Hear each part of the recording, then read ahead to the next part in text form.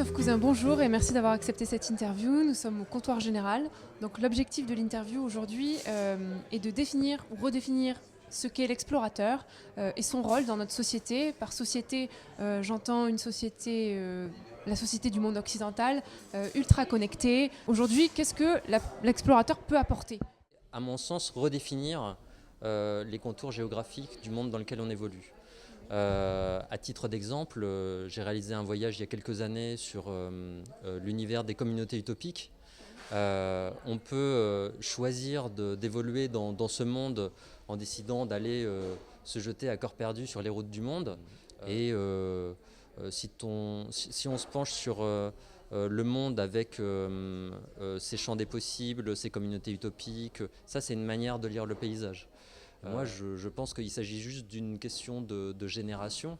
On est dans une phase un peu ventre mou de l'exploration et j'espère que d'ici quelques décennies, on se lancera comme se sont lancés des Christophe Colomb ou des Magellan dans l'espace pour repousser les limites du connu. Quand vous dites ventre mou, c'est-à-dire qu'il y a un manque d'intérêt de la part du public. Je pense qu'il y a différents niveaux d'exploration aujourd'hui. Il y a des vrais explorateurs qui sont des explorateurs scientifiques dont on parle assez peu. Il reste, en fonction du niveau de lecture et de la carte du monde qu'on souhaite s'offrir, il reste des zones blanches à explorer. On parle de notre univers visuel connu.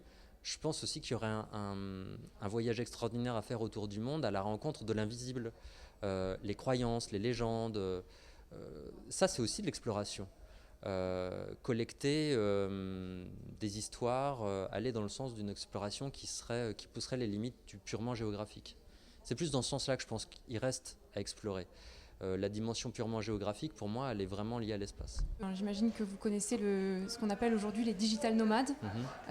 Est-ce que ça peut faire l'objet d'une exploration? Vous disiez peut-être explorer l'invisible. C'est une nouvelle tendance aujourd'hui qui existe, ces gens qui sont photographes, web designers, qui travaillent en freelance et qui ne sont plus sédentaires finalement, qui sont nomades et qui, tout en travaillant, en ayant un portefeuille de clients ou quoi, vivent un peu autour du monde et se déplacent tous les mois de pays en pays. Ouais.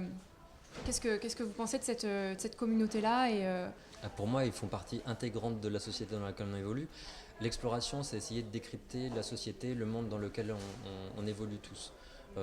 Plus que jamais, ces nomades-là, ils m'intéressent naturellement parce que je ne vais pas vous dire qu'ils sont plus nomades que certains autres, mais ils sont ancrés dans une temporalité, dans un espace qui fait que, oui, il y a une forme d'itinérance qui est justifiée par des modes